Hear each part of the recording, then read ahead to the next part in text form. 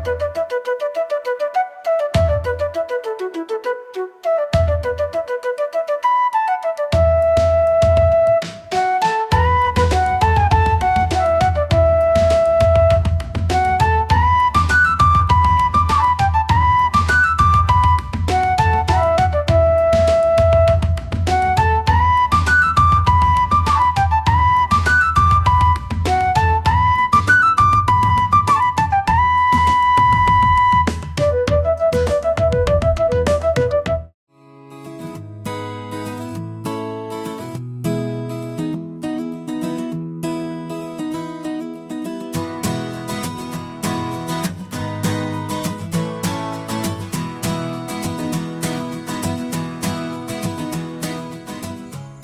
పేరు జంగ ఆంజనేయులు అండి.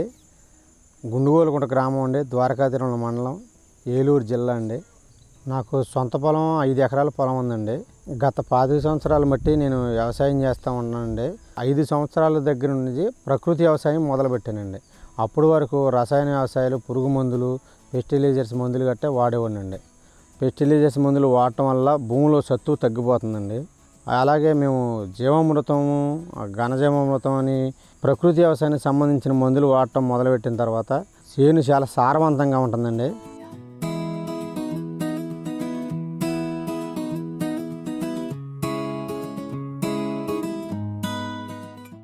మా ఊరు రామాలయం దగ్గర కూర్చున్నప్పుడు మధ్యాహ్నం నారాయణస్వామి గారు వచ్చి, ఈ ప్రకృతి వ్యవసాయం వల్ల లాభాలు ఉన్నాయి, ఖర్చు తగ్గుతుంది, వ్యవసాయం చేయలు భూమి సారవంతంగా ఉంటుందరా అని చెప్పడం వల్ల ఖర్చులు తగ్గుతున్నాయి కదా, భూమి సారవంతంగా ఉంటుంది, అధిక లాభాలు జరుగుతున్నాయి కదా, దీనివల్ల ఉపయోగాలు ఎక్కువగా ఉన్నాయని గమనించి పూర్తిగా పురుగు మందుల వ్యవసాయం మానేసేసి గత 5 సంవత్సరాల నుంచి ప్రకృతి వ్యవసాయం చేయటం జరుగుతుంది.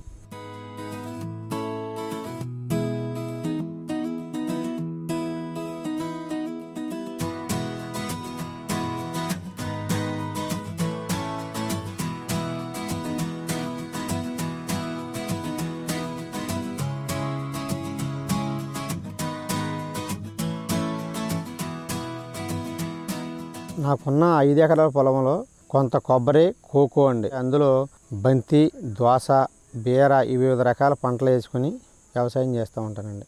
కొబ్బరి మొక్కల్లో అంతర పంట కింద పువ్వుల మొక్కలు, శ్రావణ మాసం, కార్తీక మాసం అప్పుడు పువ్వులకి బాగా డిమాండ్ ఎక్కువ ఉండటం వలన ఈ మొక్కలు వేసుకుని నేను సాగు చేసుకుంటం జరుగుతుందండి. ఈ కొబ్బరి మొక్కల్లో ముందుగా నవధాన్యాలు జల్లుకుని 45 రోజులు 50 రోజులు సుమారుగా వచ్చిన తర్వాత పూత పిండి దశలో కలిగి దున్నుకుని బంతినారు తెచ్చిన తర్వాత విత్తన శుద్ధి చేసుకుని ఏదన్నా తెగుళ్ళు గట్ట ఉంటే నివారణ అవుతాయని విత్తన శుద్ధి చేసుకుని బంతినారు నాటుకుంటానండి. ఘనజీవామృతం మొక్కల మొదల వేసుకుని వేయటం జరుగుతుందండి. అది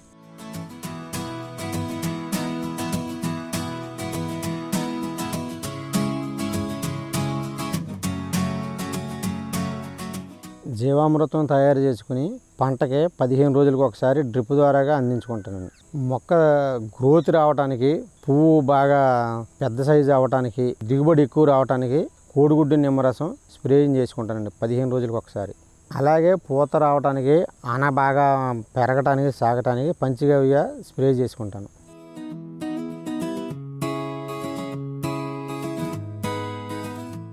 ఈ బంతిలో ప్రధాన సమస్య ఏరు తెగుళ్ళు, మాను తెగులు రావటం, మండ తెగులు రావటం జరుగుతుందండి. దీనికి పాలింగువ, యాప గింజల కషాయం స్ప్రేయింగ్ చేసుకుంటానండి. ఈ పాలింగువ, యాప గింజల కషాయం వల్ల మండ తెగులు, మాను తెగులు కూడా 90% కంట్రోల్ అయ్యిందండి. అది ఈ బంతి పువ్వులకి ఎక్కువగా పచ్చ పురుగు, లద్దె పురుగు ఎక్కువగా పడుతుంది. దీనికి దశభరిణి, బ్రహ్మాస్త్రం బాగా ఎక్కువగా ఉంటే అగ్నాస్త్రం కూడా స్ప్రే చేసుకుంటే పురుగులు నివారించుకోగలుగుతున్నానండి.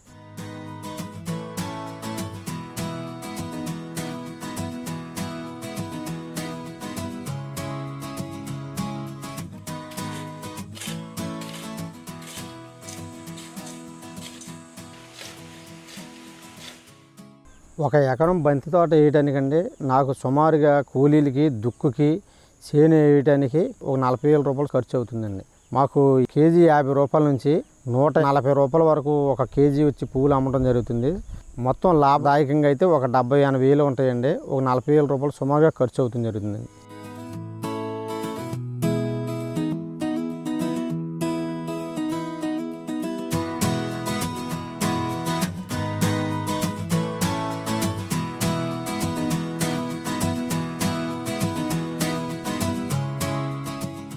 ఈ ప్రకృతి వ్యవసాయం చేయడం వల్ల కెమికల్కి అయ్యే ఖర్చు అంటే అందులో సగం ఖర్చు కూడా అవ్వట్లేదు. ఇందులో 30,000 రూపాయలు ఎక్స్ట్రా ఖర్చు అవుతుందండి కెమికల్ వ్యవసాయం చేయడం వల్ల. ఆ 30,000 కూడా నాకు లాభదాయకమే కదండి.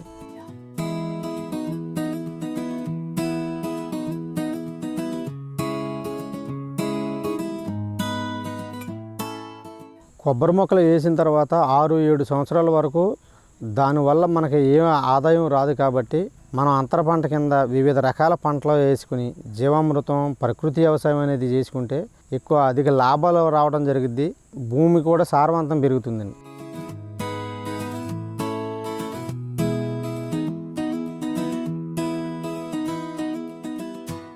నేను ఈ ప్రకృతి వ్యవసాయం చేయటం మొదటగా జీవామృతం అని చేప బెల్ల ద్రావణం అని భూమికి సారవంతం వచ్చే వ్యవసాయం మందులు తయారు చేసుకుని చేయడం వల్ల నా చేలో పువ్వులు 10 రోజులు ఆగితే పక్కన పురుగు మందులు కొట్టేవారి చేలో 5 రోజులు కూడా ఆగట్లేదండి. పువ్వులు నిల్వ ఆగట్లేదు. అవి బేగే కుళ్ళిపోవడం జరుగుతుందండి. ఈ ప్రకృతి వ్యవసాయం చేసే పద్ధతి ద్వారాగా మేము అక్కడక్కడ కూరపాదులు అవి పెట్టుకుంటాం. బెండ, బీర, దోస, ఆనబ ఇటువంటివి పెట్టుకుని ఈ ప్రకృతి వ్యవసాయం పద్ధతి పాటించి మాకు కుటుంబానికి సరిపడా కూరగాయలు గట్ట మా చేలోనే పండించుకుంటాం. ఎక్కడ బయట తెచ్చుకుంటాం మానేసామండి. దీనివల్ల మాకు ఆరోగ్యం చాలా బాగుంటుంది.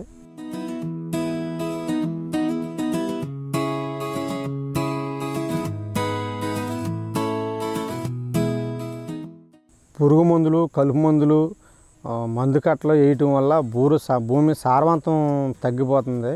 ప్రకృతి వ్యవసాయం చేయటం వల్ల భూమి సారవంతంగా ఉంటుంది. మాకు కూడా ఆరోగ్యంగా ఉంటుంది అందులో పంటలు తినడం వల్ల. ఇలాగా ప్రకృతి వ్యవసాయం చేస్తారని కోరుతున్నాను.